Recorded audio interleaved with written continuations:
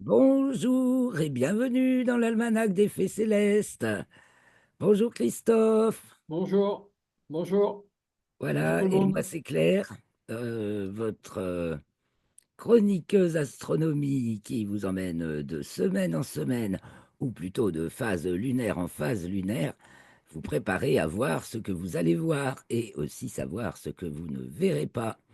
Donc cette semaine, c'est pour la quatrième phase de la troisième lune d'automne nord, hiver sud, automne nord, printemps sud. Et c'est donc la dernière phase de la lunaison d'automne. C'est du 22 décembre à 23h17 le dernier quartier, jusqu'à la nouvelle lune le 30 décembre. Donc c'est les jours dimanche 22 décembre jusqu'au lundi, donc nouvelle lune, le lundi 30 décembre à 23h26.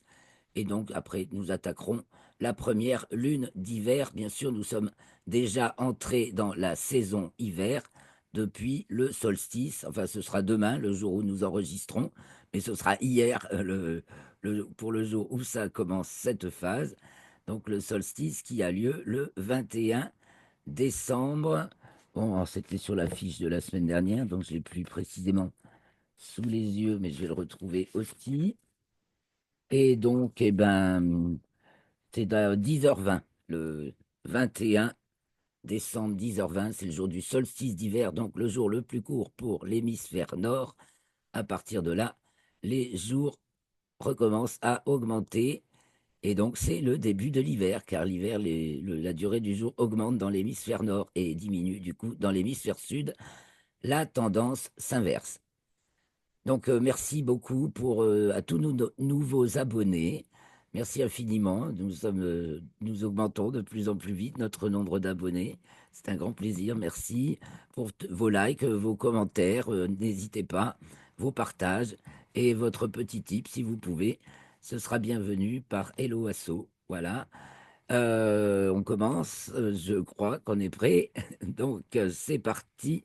On va, comme la semaine dernière, aller d'abord sur Stellarium pour voir ce que nous pourrons voir.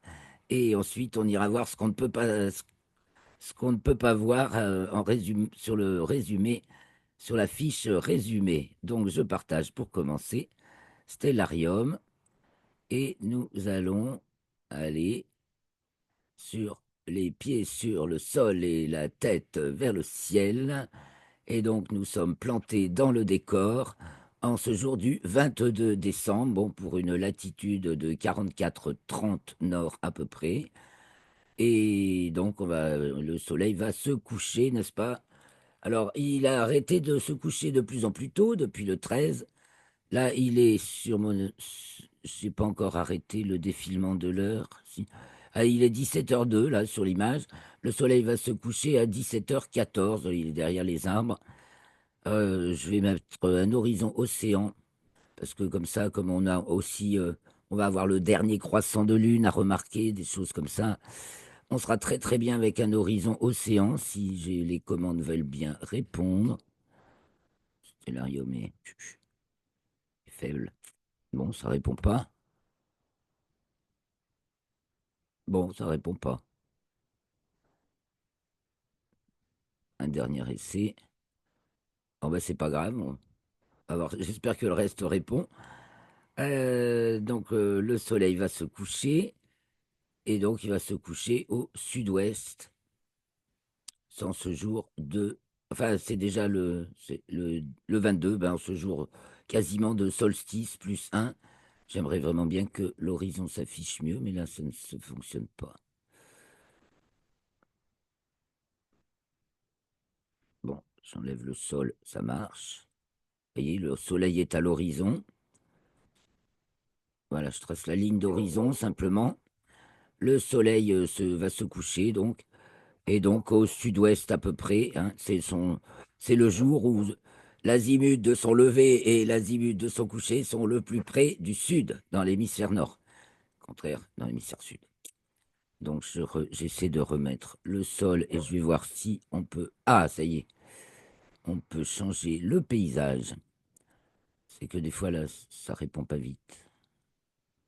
Voilà, au moins là, on voit bien l'horizon, ce soleil qui se couche donc, et puis dans la foulée, on va voir apparaître Vénus, car puisque nous sommes au dernier quartier, là c'est le 22, dernier quartier de lune, eh bien il n'y a pas de lune en début de nuit, puisqu'au dernier quartier, elle se lève au milieu de la nuit, culmine au lever du soleil et se couche aux alentours de midi. Et très peu de temps après le coucher du soleil, en revanche, on a Vénus, on a un festival de planètes maintenant, il faut le dire. Donc Vénus, il n'y a pas longtemps à attendre pour la remarquer dans le ciel. Elle est devant la constellation du Capricorne, elle est de plus en plus haute et elle passe maintenant plus de 3 heures et demie dans le ciel après le coucher du soleil.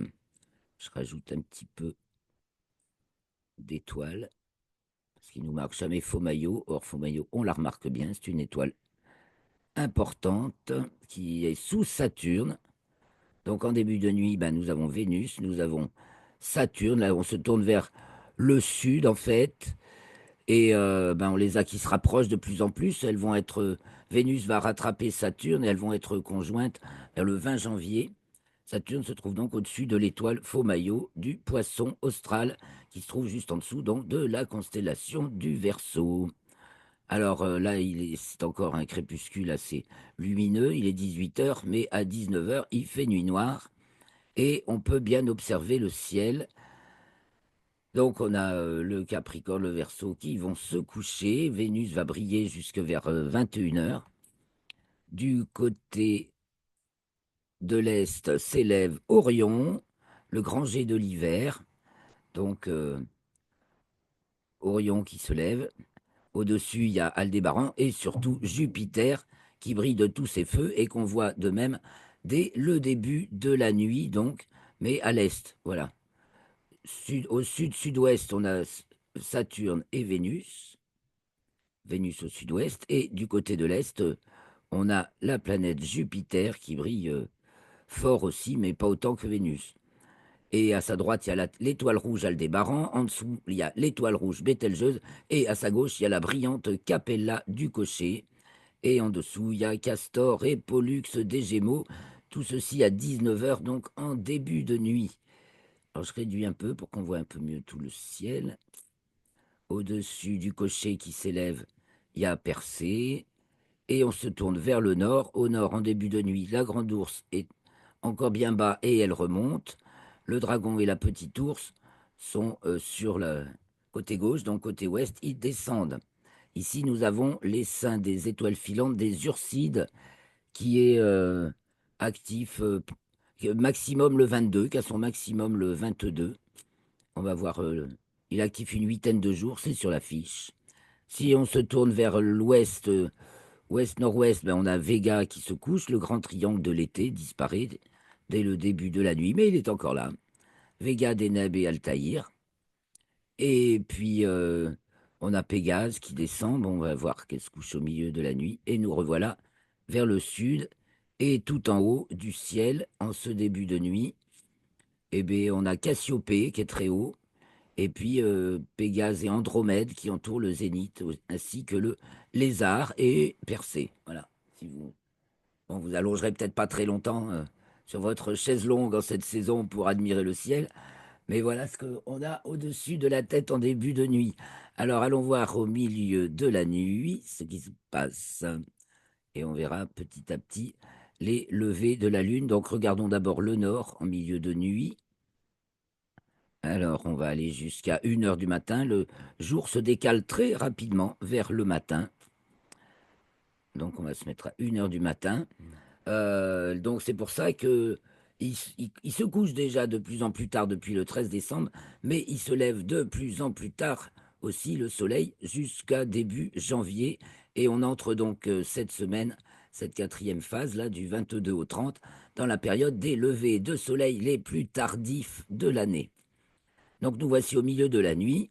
Eh bien, le dragon et la petite ours sont passés, ici l'étoile polaire, bien sûr, sont passés à leur culmination inférieure, c'est-à-dire au plus bas. Nous avons la grande ours qui remonte, et puis nous avons Cassiopée, du coup, qui descend, car elles sont toujours en face l'une de l'autre par rapport à l'étoile polaire. la grande ours et Cassiopée. Tout en haut du ciel, nous avons le cocher et en particulier l'étoile Menkalikan qui est bêta du cocher, je crois. C'est ça, bêta du cocher. Et donc Capella qui est très brillante et donc très très haut et qui passe aussi au zénith. Donc c'est ça le zénith, hein, le sommet du ciel. Passe Capella qui passe aussi au zénith pour cette latitude 44-45 nord. Alors, du côté de l'ouest, en milieu de nuit, se couchent les Pégases et les poissons, le bélier, le triangle, coiffé par Persée, et puis la baleine.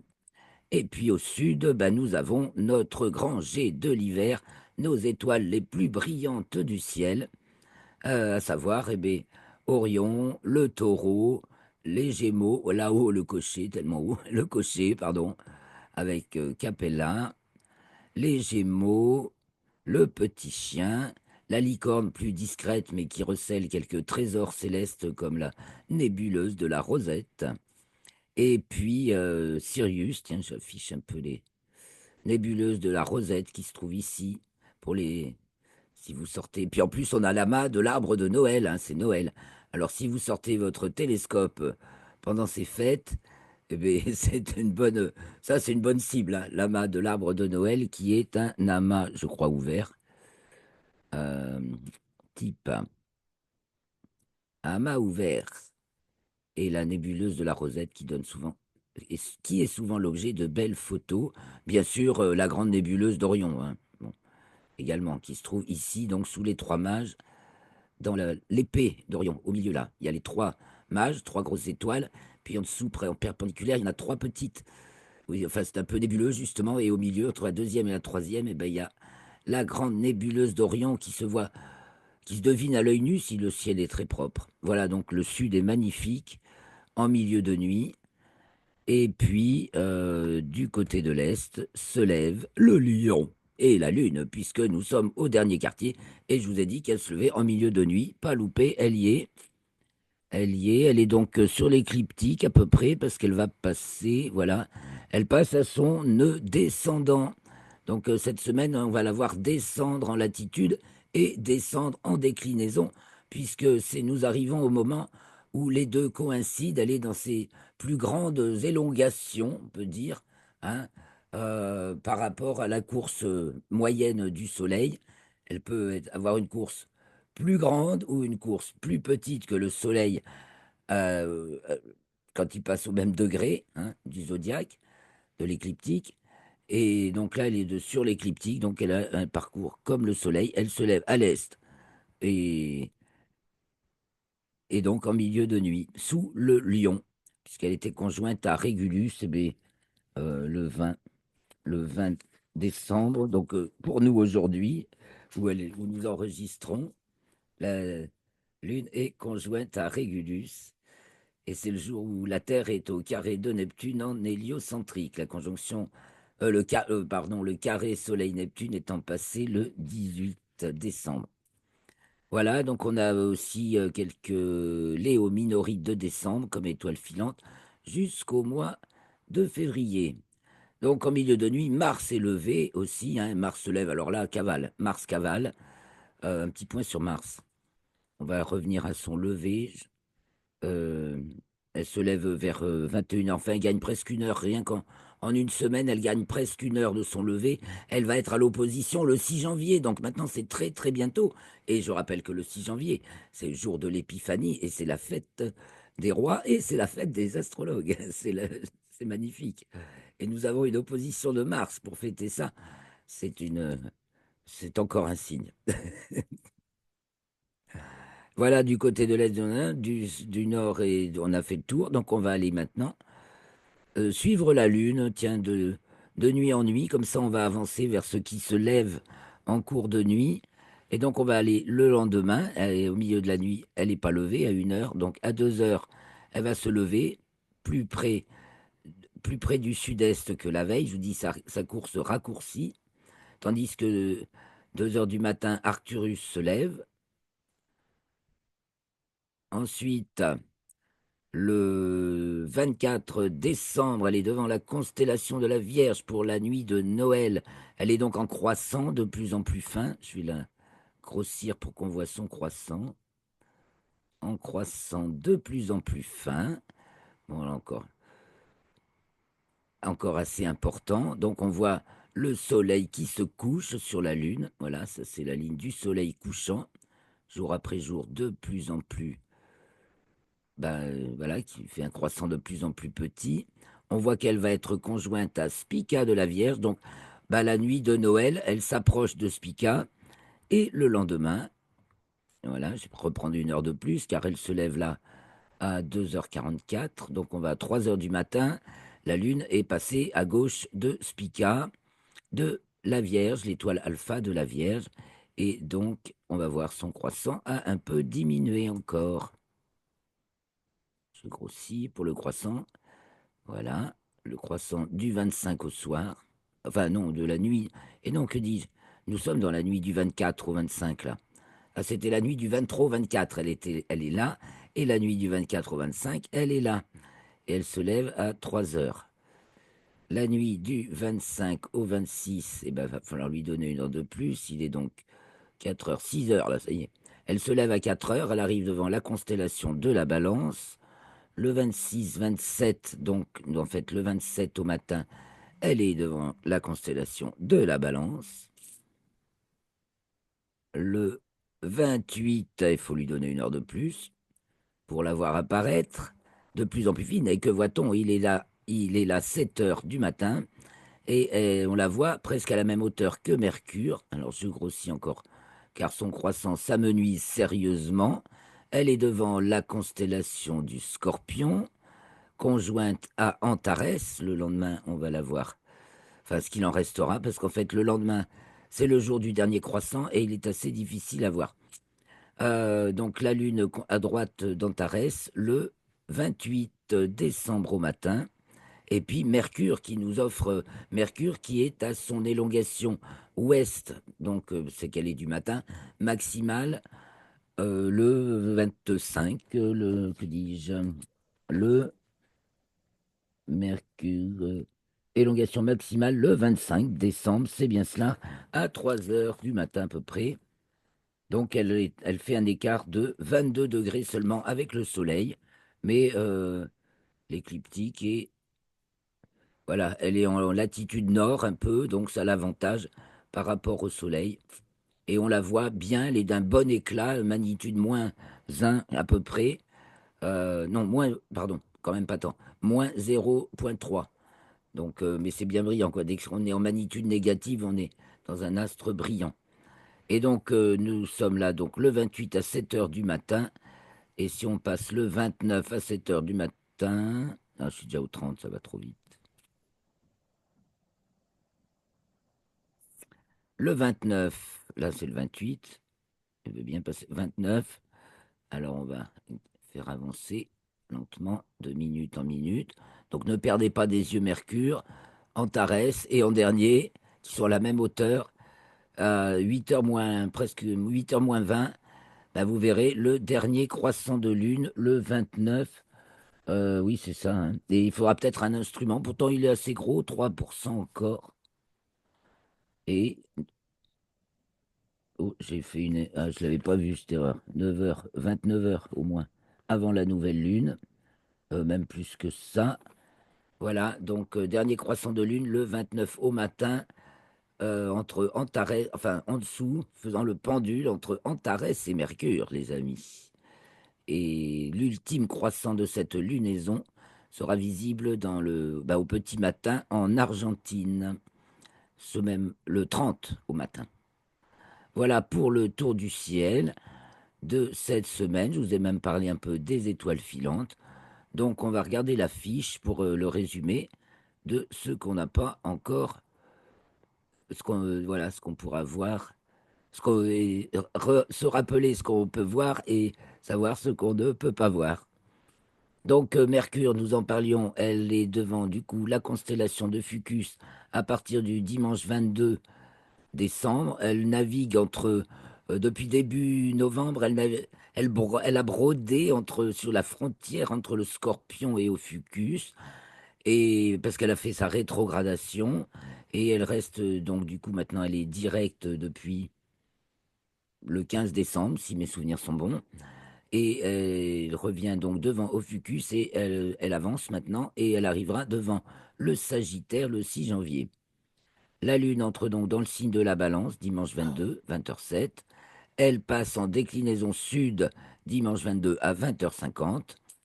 Donc, déclinaison sud. Voilà. Elle est dans le premier degré du signe de la Balance. Et c'est le dernier quartier à 23h17. Deuxième degré, Balance, Capricorne pour le Soleil. La Lune est devant la constellation de la Vierge. Le Soleil, celle du Sagittaire. Lundi 23 à 0h21, soit dimanche 22 à 23h21 en temps universel, la Lune passe à son nœud descendant, donc elle passe en latitude sud. Ensuite, elle est à l'apogée mardi 24, donc au plus loin de la Terre, mardi 24 à 8h24. Et puis, elle est conjointe à Spica de la Vierge, donc Alpha de la Vierge, comme nous l'avons vu, le 24 à 21h10, mardi 24. Donc, euh, avoir la nuit du 23 au 24, la Lune se lève à 1h59, Spica à 2h47. Donc, la Lune est à droite de Spica.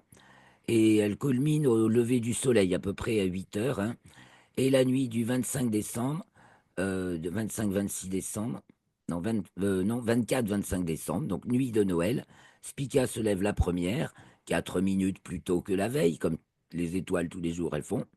Et la Lune se lève à 3h03, soit une bonne heure plus tard que la veille. Elle est passée à gauche de Spica.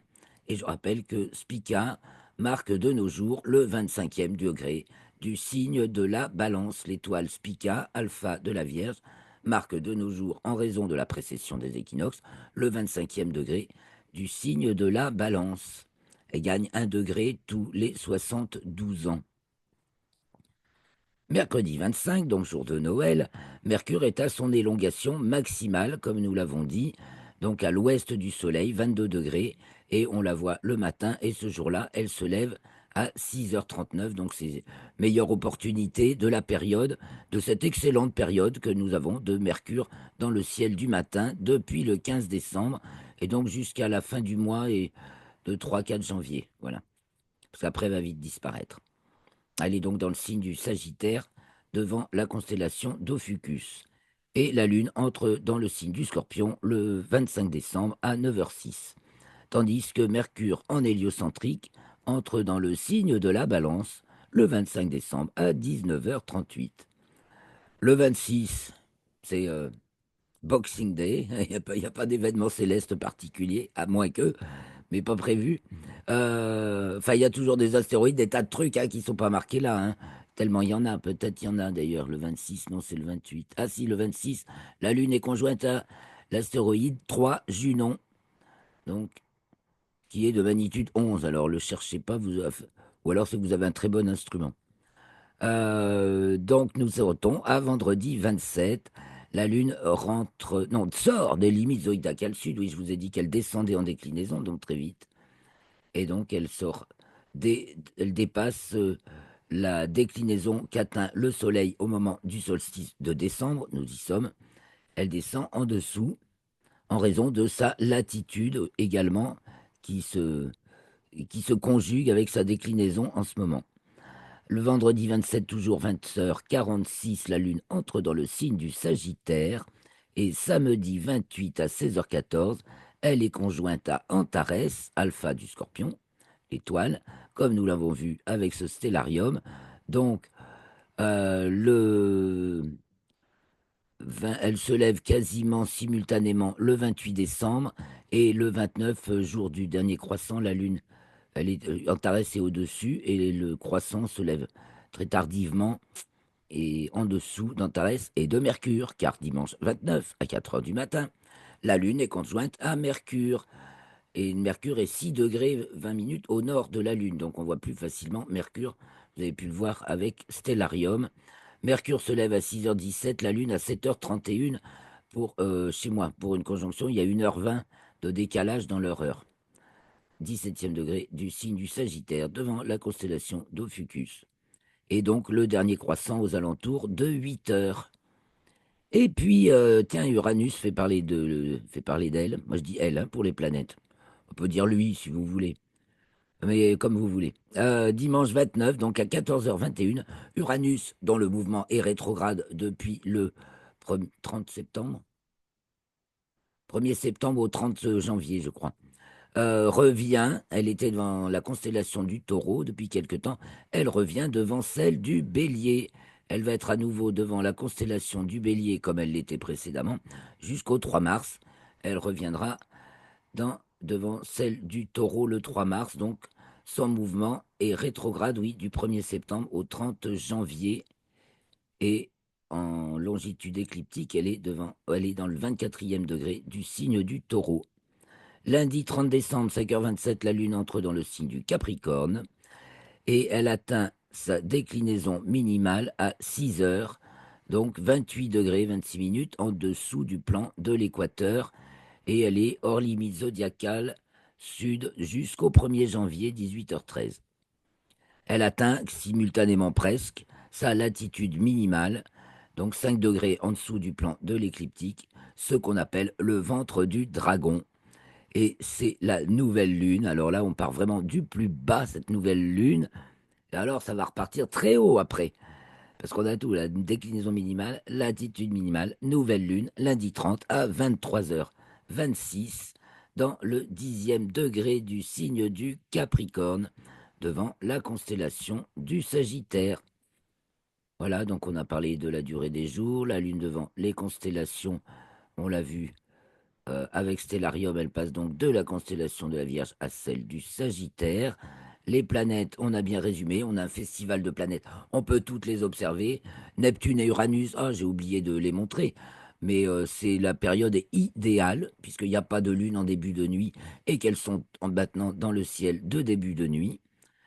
Et s'il nous reste 2-3 minutes avant la fin, on ira voir. Sinon, vous avez la localisation sur l'article qui sera en ligne demain peut-être, ce soir ou demain, avec des images que je n'ai pas encore eu le temps de tout ramasser, faire ma collecte d'images. Et les phénomènes des satellites de Jupiter, ben, bien observables en début de nuit. La nuit du 30 au 31 décembre, elle dessine un rectangle. Ça peut être assez amusant à observer. Et quoi donc encore? L'équation de temps qui est nulle le 25 décembre, comme chaque année. Les levées du soleil les plus tardives de l'année dans l'hémisphère nord.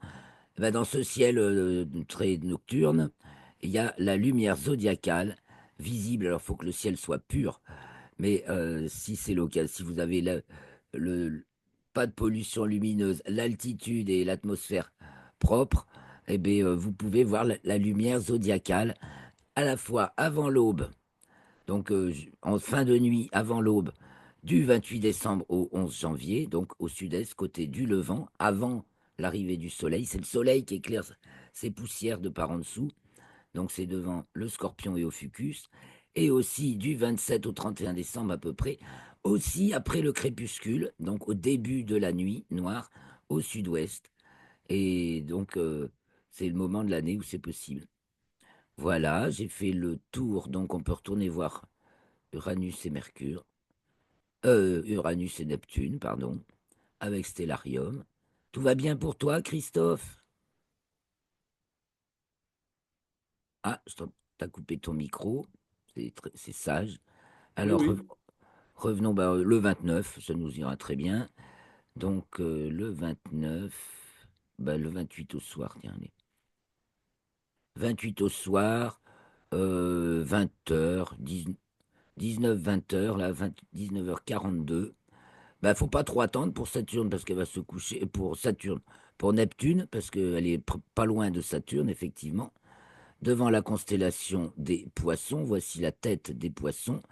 Et avec des jumelles, on remarque ce petit rectangle et Neptune est par là. Non, ben non, il y a des astéroïdes aussi. Ah, Circé me joue des tours. Bon, je cherche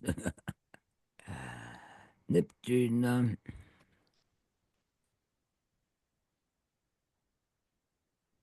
Voilà, voilà, voilà, voilà. Donc on la repère par rapport au petit rectangle, 30, des 33, 30, 33, 27 et 29 des poissons.